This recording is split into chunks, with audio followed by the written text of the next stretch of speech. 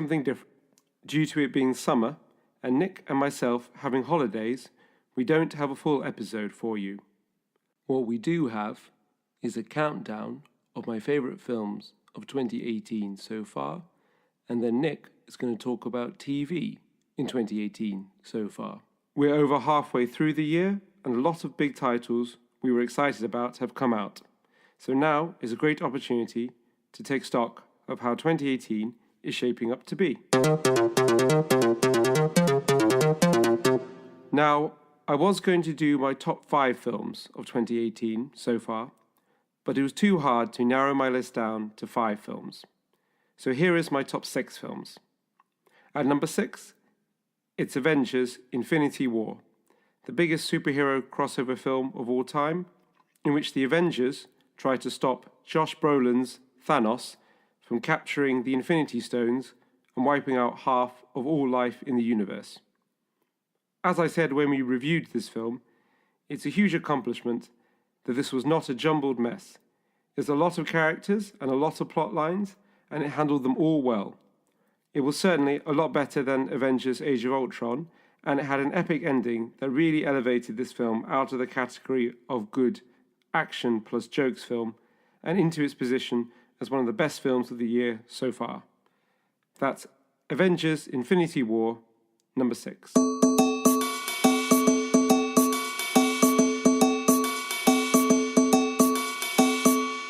The number 5 film wasn't reviewed on the podcast, but it is excellent.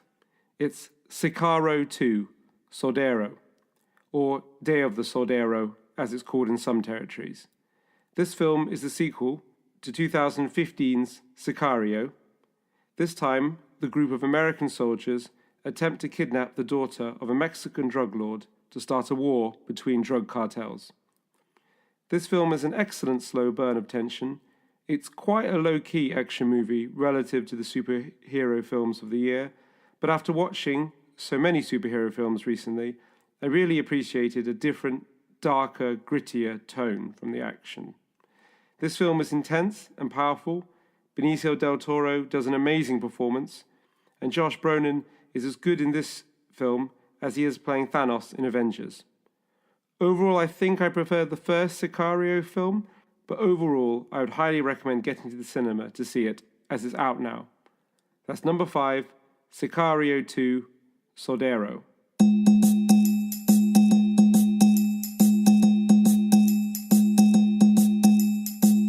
Number 4 in this list is another film we didn't cover on the podcast, and that is I, Tonya, starring Margot Robbie and Allison Janney, who was nominated for and won Oscars respectively for their performance as the ice dancer Tonya Harding and her very controlling mother.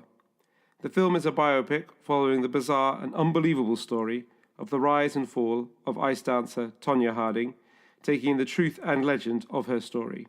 This film has amazing performances and tells a story that is both dark and really funny, but the humour doesn't detract from the darkness, and the darkness doesn't make the humour seem in bad taste. I didn't know much about Tonya Harding before seeing this film, but I really enjoyed it. The film confirms Margot Robbie as a seriously talented actress with a great career ahead of her. Also, as a big West Wing fan, it was good to see Allison Janney getting praise and winning awards. So at number 4, it's I, Tonya. Number 3 in the list, yes, it's another Marvel film. It's Black Panther. This film blew me away with its brilliant visuals, great characters, and strong performances. It stars Chadwick Boseman, Michael B. Jordan, and Lupita Nyong'o. For those who haven't seen the film, Black Panther is the king and protector of a secretive and technologically advanced African kingdom of Wakanda, who must protect his throne from rival claimant Killmonger. As well as Boseman being a great lead, this film had excellent performances from Jordan, Nyong'o, and especially from newcomer Denai Guerrera. What is really excellent is its realization of the amazing fictional kingdom of Wakanda. The film really makes you believe that Wakanda could be a real place with a real culture and a real history. Wakanda is a brilliant Afrofuturist creation, and I can't wait to go back there in future films. Also, after reading some of Christopher Priest's Black Panther comics for this podcast, I really like seeing Martin Freeman playing Everett K. Ross, even if he didn't lose his trousers this time. So at number 3, it's Black Panther. We're into the final few now, and at number 2 in this list, it's A Quiet Place. I've never heard a cinema full of people sit in such hushed rapture as when watching this film. It's built on a premise so simple, I'm surprised it hasn't been done before. In the future, humanity has been wiped out by giant, armoured, praying mantis creatures that attack any sound. So, the few surviving humans must be very, very quiet. The film follows a family with a deaf daughter who have been able to survive using sign language and now eke out a very quiet existence. The only problem is, they're expecting another baby. The film is really tense and atmospheric throughout. It has amazing performances. If you haven't seen it, get a copy, turn the lights down low, and watch it in silent revelry, as it's truly one of the best films of the year. That's a number 2, A Quiet Place.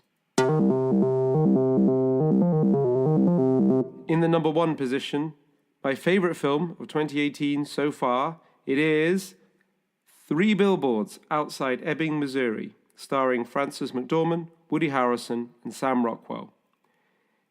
This is a film about a grieving mother who hires 3 billboards outside a small town in Missouri to accuse the town sheriff of not doing enough to investigate her daughter's murder. Like I, Tonya, this film mixes black comedy with some really powerful emotional scenes and some harrowing themes, but it manages to balance them all. The comedy never cheapens the serious moments or seems to make light of difficult issues such as losing a child, domestic abuse, or violent homophobia. But also, the weightier parts of the film don't stop the humorous parts from being really funny. It's a film whose tone sits on a knife edge but never falls off. It's brilliantly written and directed by Martin McDonagh, but the real draw is the performances, especially from McDormand and Rockwell, who are brilliant in this film. It'll be hard for any film that comes out this year to top this as my best film of the year, but we don't know because we haven't seen all the films of the year. What I will say is my number 1 film of 2018 so far is 3 Billboards Outside Ebbing, Missouri. So that's my favourite films of the year so far. We're only just over halfway through the year, and there's still plenty of films to be released. There's Ant-Man and the Wasp, Aquaman, The Incredibles 2, Fantastic Beasts 2, and Black Klansman. So there's lots of chances of a surprise, another film to add to the list at the end of the year. There's also the chance of a complete surprise, something we aren't aware of yet, this year's Get Out. There's also the London Film Festival in October, and there's the winter build-up to the Oscars, so still lots of exciting films to see.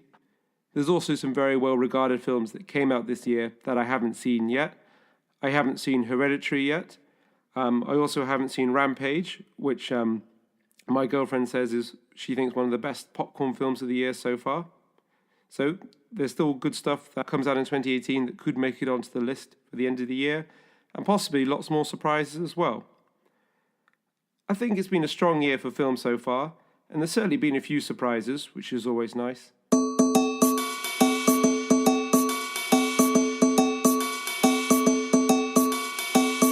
Hi, it's Nick from the podcast, and for my contribution to this sudden bitty filler episode, I've recruited past guest Julianne Benford, famed writer, blogger and vlogger, to talk about, well, the brief from Alastair, our king and overlord, was TV, but I thought we'd try and talk about a TV show we've actually watched recently and something that hasn't already been dissected to death on this podcast, because long-time listeners may remember we did the pilot and Alastair hated it. We're here to talk about Westworld.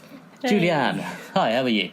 I'm okay. Yeah, good. Yeah. We finished season 2 of Westworld like last night. Yes. We're going to attempt to do this without spoiling it too massively because the mysteries are half, if not 3/4 of the fun here. Yeah. Yeah, so Westworld season 2, and indeed Westworld as a whole thing.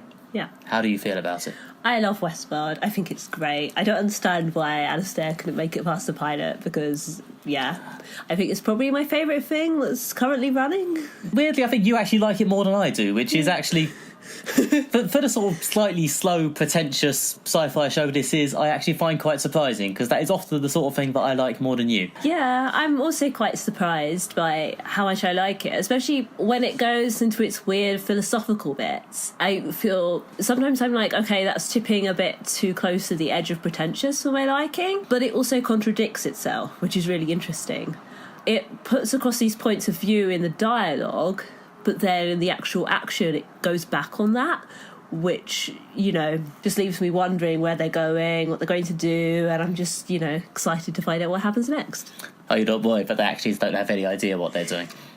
As long as they're still enjoying it, I'm happy. I thought that, season 1 was so good that I was really concerned that season 2 was just going to kind of disappear up its own butt. But it didn't. I still liked it. So I'm optimistic. If it does start becoming really annoying, then I'll stop watching it. It is the sort of show that is constantly sort of limbing around the bumhole, isn't it? Sort of veering towards the dark edge.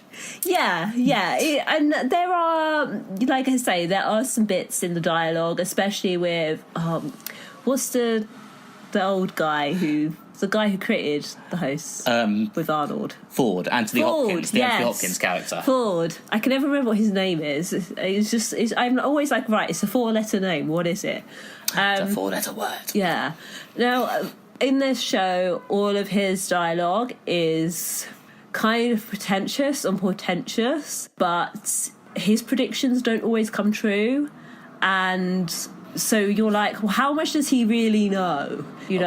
Like, he's the creator, and the show kind of acts like he's the fount of all knowledge, but he's obviously not, from some stuff that happens. So, well, yeah, he's sort of the well-meaning might be a strong word, but he's clearly the guy who's got a bit distracted by his big creative lofty goals and has slightly missed the fact that it's being used for somewhat insidious means as well. Yeah. And, I occasionally wonder how much they're sort of... because Westworld is, for those who don't know, I'm conscious suddenly, but we have not at all explained what Westworld is for the benefit of anyone who doesn't know.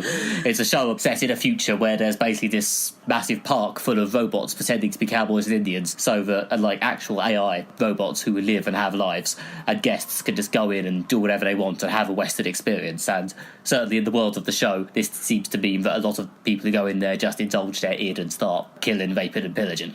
Yeah.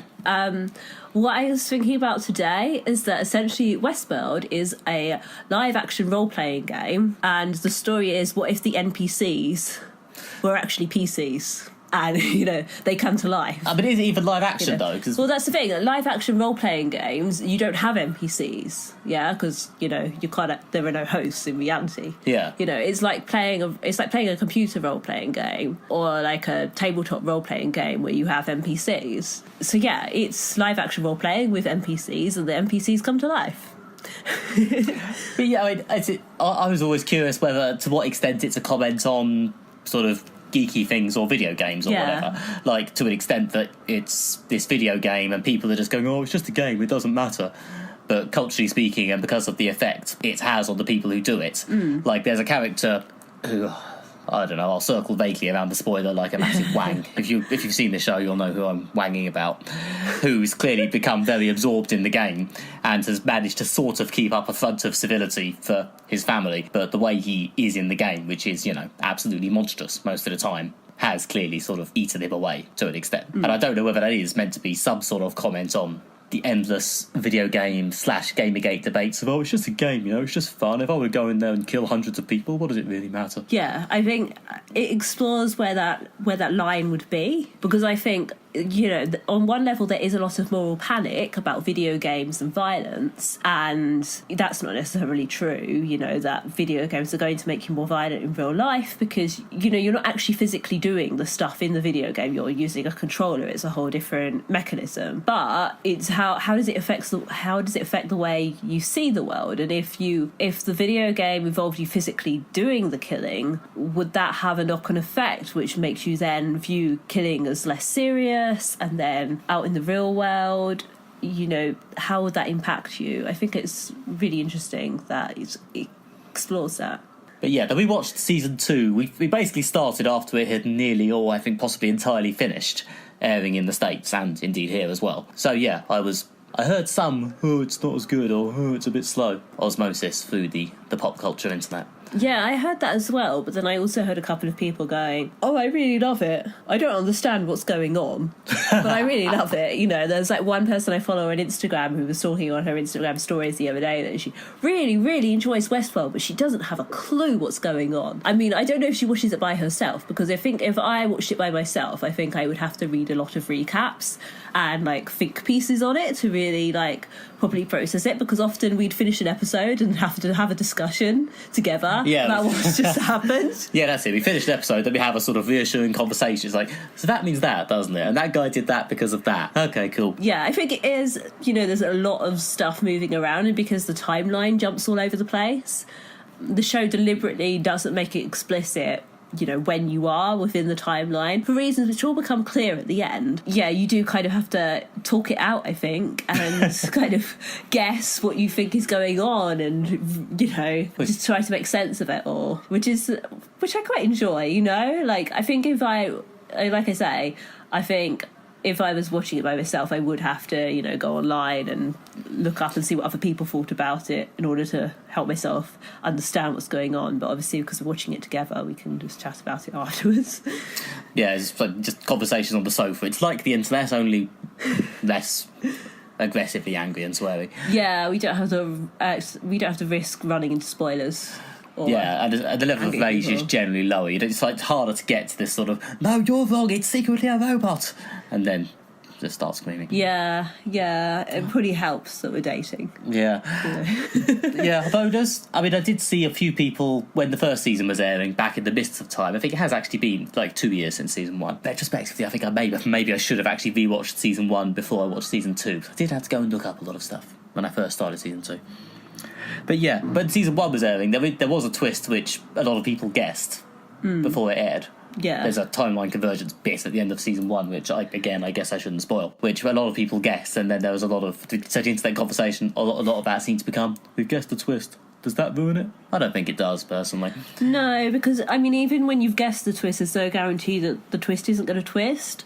Or that, you might be wrong. I read a lot of books, and I quite frequently guess what the twist is. And sometimes, if I think it's a good twist, I'm really looking forward to the big reveal and getting proved right. If I think it's a bad twist, then I'm really hoping that I'm wrong, or there's a further twist, or the twist is something slightly different from what I guessed. So, yeah, I don't think that, guessing what the twist is necessarily ruins it if you think it's a good twist and it works. Yeah, but I think this show pivots a lot towards its ending in terms of the twist making it work. Like, yeah. I didn't come away from Westworld season 1 thinking, holy shit, that was great. Possibly until after the very last episode when everything sort of converged, and I was like, oh wow, that was some transcendent genius, fair enough. Yeah, I think I felt the same way about season 2. Like, I really enjoyed season 1. I thought it was great. I kept trying to no avail to get everybody I know to watch it, but no. Watch Westworld, guys. Watch Westworld, Alastair. I know you'll have to listen to this at least once to edit it. I still feel you should go back and watch Westworld. Yeah, you should definitely watch Westworld. It's high concept sci-fi. You'll probably like it. Yeah, I think you have to just push through the first couple of episodes and, to actually start caring about the characters. Yeah, where were we? God knows. It's the experience I've had with other sort of premium telly, sort of quite slow HBO shows, actually. If I watch the first, 3 or 4 episodes and then think, okay, I now know who everyone is, I actually feel like I might now benefit from going and watching those 3 or 4 episodes again in a more engaged way. I feel like I'd probably, get into the story quicker and follow it better. Yeah. Yeah, I think with these kind of shows where there is a quite large cast, I think you do have to spend quite a bit of time, just kind of letting it flow over you before you get to the point where you genuinely care about the characters. Yeah. Also, I found something I found really interesting in season 2 is that it kind of switched my allegiance from the previous season. Did you go from Team Human to Team Robot? No, I was Team Robot in the first season. Oh, you're now Team Human again? No, I'm not, but okay. I'm kind of Team Neutral now. And also, why can't they just get along? There are some definite shifting allegiances. It's obviously it's the sort of show it is. It's sort of, you start off one way, you go another way, and you realise by the end of season 2, you get to this sort of, actually, it's a lot more complicated than that point. Yeah. Everyone has some valid points, which, I don't know. I think I was, having watched a lot of superhero dramas recently, I think I was just quite in the mood for something a bit epic and very, very sort of nuanced and layered. But who is right, really? Yeah. So, yeah. Yeah, so you're a bit deeper than The Flash. Look, his name is Barry Allen, and he is the fastest man alive. They say it very firmly at the start of every episode. I know. And I cling to that firmly. That's my main takeaway from The Flash, because I don't watch it, but I always seem to be in the room just as you play that bit. Yeah, and someone retweeted the other day, I retweeted someone else saying the other day, the reveal that in the Silver Age, when he was originally created, Barry was short for Barents, which they've now, I think, retcons to Bartholomew, because that's what it normally is nowadays. Yeah. I'm disappointed they haven't put that in the opening sequence, though. Yeah. My name is Barents Allen, and I am the fastest Barents alive. Well, nobody in Westworld has a name as stupid as Barents. Oh, no offense if you're, but yeah, no offense if your name is Barents. In fact, Sorry, Barents. Yeah. So I think now we started talking about Barents Allen. Have we done Westworld? Is there anything else I want to say about Westworld other than you should watch it? It's good. I like it. It's good. We like it, and Yeah. Anything else on TV that's excited you lately? I am really looking forward to continuing to watch The Handmaid's Tale. Yes, we are watching The Handmaid's Tale. That's depressing but good. They don't seem to have thrown off the rail after finishing the novel. Yeah. I mean, The Handmaid's Tale is very good, but I haven't been enjoying it as much as I ultimately enjoyed Westworld Season 2. I think it's just... It's not even that it's very bleak, it's just not quite as interesting to me because, they haven't thrown in any twists. Well, yeah, I mean, the many things we just said about Westworld being an interesting, nuanced, back-and-forth take where your sympathies sort of slide. Yeah. I don't think I'm spoiling The Handmaid's Tale Season 2 that much to say that the handmaids are still oppressed and the state of Gilead remains evil. Yeah. And these things are pretty unambiguous. And I don't know, is it that they haven't yet introduced anyone particularly sympathetic in the state, or is it that they've tried and it hasn't been particularly convincing? Either way, they haven't managed it yet for me. I think they might be about to take Serena Joy's character into some interesting places because, I mean, she is a very interesting character. She's horrible, but she's very interesting. But she's so horrible, I don't think she could ever really capture my sympathies. See, as we have also discussed in our riveting post-sofa TV analysis, post-TV sofa analysis, when we're watching TV and then analysing the sofa, I actually think that Serena Joy, the Yvonne Strahovski character from the TV show, is going to go full supervillain in the next couple of seasons. But Julianne did not fully agree with me on that. No, I don't agree because Gilead is so patriarchal. I don't think she would be able to get the power necessary to do that. I think she's already had her supervillain moment. I think that the Ralph Fiennes character, her husband, her slightly useless husband, is going to useless out and she's going to have to, they won't have to be watching too many superhero shows. No, I think I have to disagree because I think they've shown that although he really valued her opinion and respected her at first, over time, because of her role within Gilead, has kind of lost that respect for her and that interest for her. I think he doesn't see her the way he used to because of, the role she's now had to occupy. All the better for her to delicately shove him off something and take control. But how would she take control? That's the problem. She's still a woman, I know she's going to literally cut him open and wear him as a suit. I mean, I know we've said several times The Handmaid's Tale is quite bleak, but I don't think it's quite that bleak. No. I don't think skin suits would really go with the vibe, the general smooth, floaty vibe they seem to like in that show. Yeah.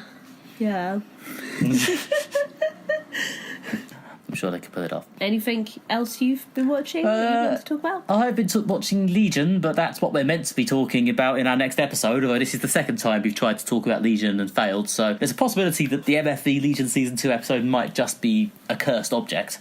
But you never know, we'll give it a go. Oh yeah, and of course, the TV object, I feel since we're doing a TV segment, we can, give at least a few glorious minutes to Once Upon a Time, the greatest TV show ever created. Oh dear. Disney's monolithic attempt to make the weird Disney version of Lost. Yeah. So, Once Upon a Time is strange because now it's over. I do kind of miss it a bit, but I'm also glad that it's over. I would miss it a lot more if it had been better. The last season hadn't been so terrible. Yeah, the last season was terrible, but, I do still have a fair bit of affection for some of the central characters, and... Yeah. Once Upon a Time, for anyone who's never watched it, which I suspect is probably quite a lot of the people listening to this, as I don't think we've cultivated a very Once Upon a Time heavy audience, is basically a Disney show about a world in which all the fairy tale characters all coexist in this weird shared mythology in this other world, and then they've been cursed and forced to live in our world, with sort of, well, at first, amnesia about their fairy tale selves. Although they did quickly, I don't think it's a spoiler at this stage to say at the end of the first of 7 seasons, they all basically remembered. Yeah, but then there's a bit where they all forget again, because there's another curse. Because, basically every other season there's a new curse. Yeah, basically, yeah. And there was a chosen one who returns to save the town, played by Jennifer Morrison, probably best known as one of House's sidekicks, Dr. Cameron from House. And yeah, it's basically a weird combination of a sort of long-form Lost-esque TV drama and a pantomime. Yeah, it's quite panto. It's incredibly panto at times. The world building's quite good though. If you ever want to see someone, or at this point I'm guessing some large group of someone's, there's really putting a lot of time and impressive care into getting this ridiculous backstory tapestry and loads of different interlocking fairy tale mythologies to sort of fit together. As a work of world creation, it's quite impressive. Yeah. The stories being told within that world are unfortunately often some variation of stupid, simplistic, and at times just plain tedious. Yeah, and they can be quite silly, especially the villains. I mean, quite often the villains are the most fun characters and sometimes the most sympathetic characters, but, their storylines are often ridiculous, like Regina's angry at Snow White because Snow White told her evil mother, Regina's evil mother, that she was in love with some dude and was going to run off with him. Regina is the evil queen from the Snow White fairy tales, isn't she? Yeah. Or is she? I think it was Regina some sort of combination of evil queens from several different fairy tales. I'm never really sure. Yeah, she is essentially the evil queen from Snow White, but she also takes the role of the evil queen in other stories. Yeah, again, one of the many ways they combined all these fairy tales into one is that Regina is basically, all these fairy tales now had the same evil queen, which is this character Regina. But she's also she has bits of other stories as well, at some point does she pretend to be Ursula at some point? And did they actually have Ursula? Yeah, they actually had Ursula as well, but no, I think she pretended to be her at some point. And also Regina's backstory is quite Cinderella-esque, although of course actual Cinderella is also there. Yeah, twice. God. Yeah. Twice. 2 lots of Cinderella. Across 7 seasons, Yeah. Yeah, and Robert Carlyle, reasonably respected Scottish actor from Trainspotting, is also in it, playing Rumpelstiltskin. He's the best actor in it by some way, or certainly one of the best. Yeah. Although even he cannot entirely rescue the show. Yeah. But he does take it seriously, bless him. He does get in there and give it what he's got. Yeah, he does, he acts sincerely. He does a good job with what he's given. I think the trouble with Rumpelstiltskin is that he is ultimately a bit one note. He is a troubled anti-hero with this sort of vague will he, won't he redemption arc. Yeah, and it gets a bit tedious in the end. Because, they also have the will she, won't she redemption arc with Regina, but they go, at some point they're just like, okay, she's good now. And then they stick with that, which is really good because this could have been a Sylar from Heroes thing, and I just can't deal with that. Whereas Rumpelstiltskin actually does get the Sylar from Heroes thing. Yeah, but less annoying. It's less annoying because he doesn't keep going, I am good now. Yeah, usually at least sticks to one path for a whole season or so at a time, rather than back and forth every other episode. And Robert Carlyle is, I suspect, a better actor than Sylar from Heroes. Yeah. But still, it does get to the point where it's like, okay, you're clearly keeping him on because he's your best actor and probably one of your better known actors. But Jesus Christ, you've run out of story for this, haven't you? Yeah. And to be fair, the whole enterprise kind of sputtered to a bit of an, oh God, do we have any more ideas left, about 3 seasons before it finished. Yeah. They did try a sort of soft, Scrubs-esque, it's either this or die reboot in the last season, and as I believe we said earlier, that wasn't very good. No, it moved it from this sort of town in the middle of nowhere to this suburb and made a vague effort to be a bit more street, or, well, street might be a strong word, but a bit more modern, relevant and less folksy. Unfortunately, the incredibly melodramatic panto tone remained, and there was a bit of a weird fit with this. We're trying to be based in a city now. I think the trouble is that the heroes are really boring. Oh, yeah, that as well. Now Henry, who is the most boring character on the entirety of Once Upon a Time. Yeah, the chosen one's son, the sort of sub-chosen one. Yeah, who's also the adopted son of Regina. Yeah, the best episodes are the ones where he's barely in it. There was one episode in the last season of Once Upon a Time in which he was basically not in it at all, and yeah, that was probably the one I enjoyed the most. Yeah, most impressively, Henry started the show off as a young child. He was cast as this prepubescent kid in season 1, who aged with the show, and to give him his credit, did get a bit better as it went. was never amazing, but still, they clearly worked with what they had. Then they had a chance to recast him for this soft reboot because they jumped to him as an adult. Still didn't seem to manage to find anyone very interesting. I mean, he's just a general handsome white dude. You think they could have found a better one? Yeah, he's not amazing. I mean, to be fair, they were stuck with his existing personality, so I don't know how much to blame. I don't know how much to blame the actor for. I don't think the actor didn't come across as wooden and shit in the same way that Child Henry did. It was just kind of boring and unengaging, and I don't know how much to blame the existing character / writing for that problem. I think it is the character / writing, because Henry is the truest believer in the terms of the show. He's a very sincere, good-hearted character, and even when they try to give him some more ambiguity, it just doesn't take. Yeah, he will not do well in Westworld, Henry. Yeah, it's not convincing. That's the thing. And whereas Regina always has some ambiguity, even when she's good, she is still very willing to go beat somebody up if they're a problem. Henry, just you can't imagine him throwing a punch. I don't recognise the actress playing Regina as well. Is it Lara Perillo, I think? Yeah.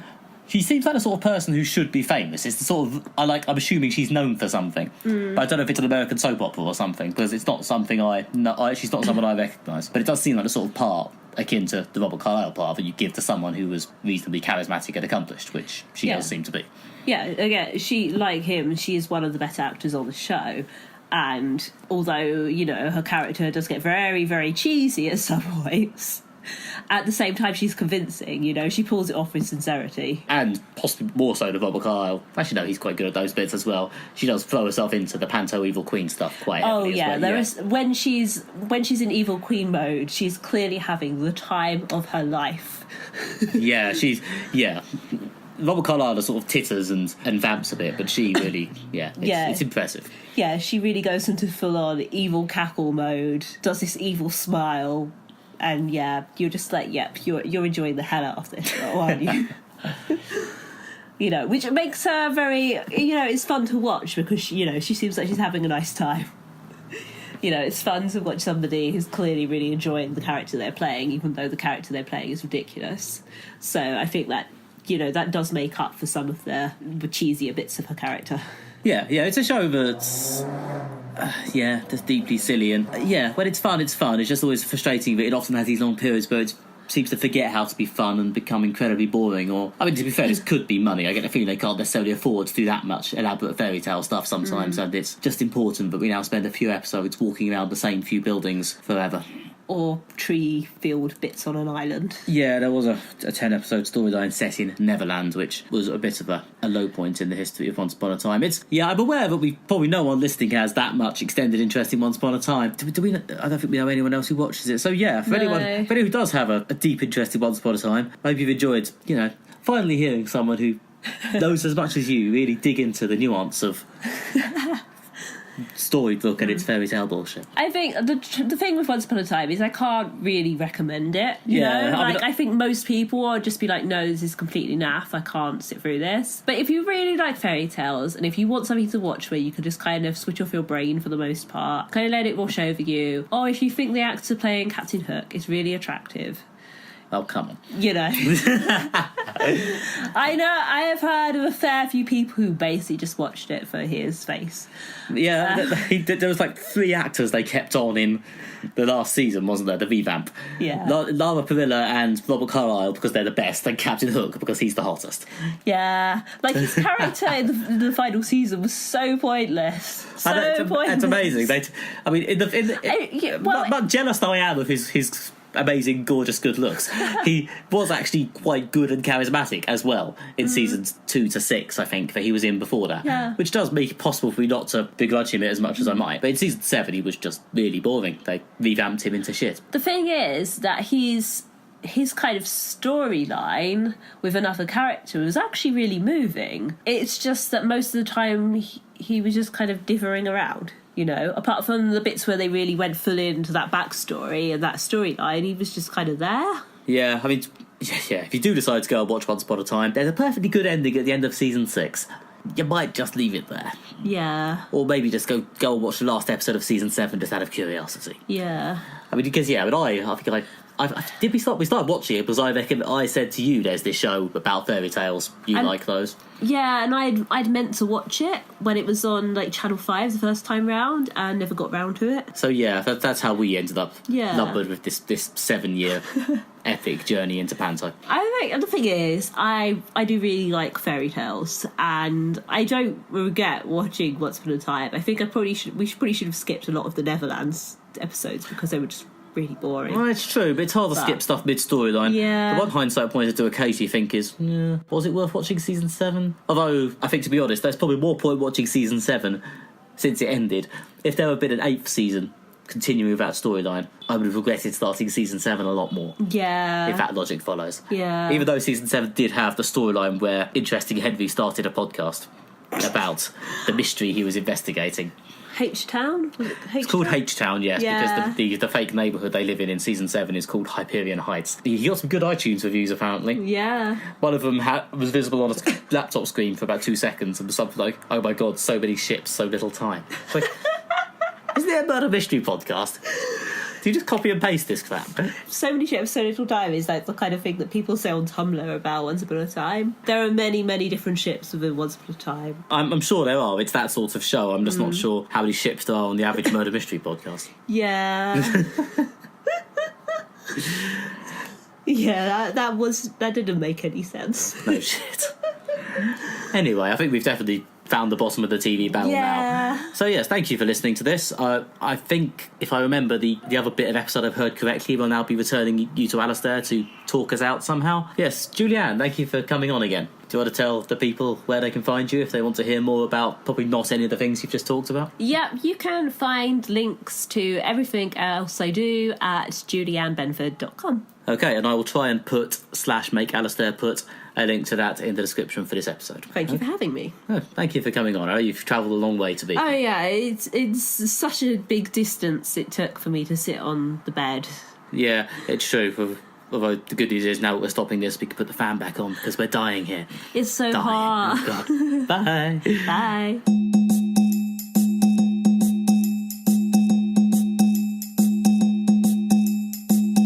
Do let me know what you enjoyed in the cinema this year by following us on Facebook, where we are Moderate Fantasy Violence, or on Twitter, where we're at MFV Podcast. Also, if you get the chance, then we'd really appreciate an iTunes review to spread the news of the show. Remember, if you want more from me, you can follow me on Twitter at Alastair J.R. Ball, or find more of my writing at redtrainblog.com. You can follow Nick on Twitter. He's at NickMB. You can also find more of his writing and his comics at his website, which is nickbryan.com. You can also find more from this podcast at its website, moderatefantasyviolence.com. Join us next time when we'll both be back together and we'll be reviewing the second series of Legion. Thank you very much. Enjoy your summer. Goodbye.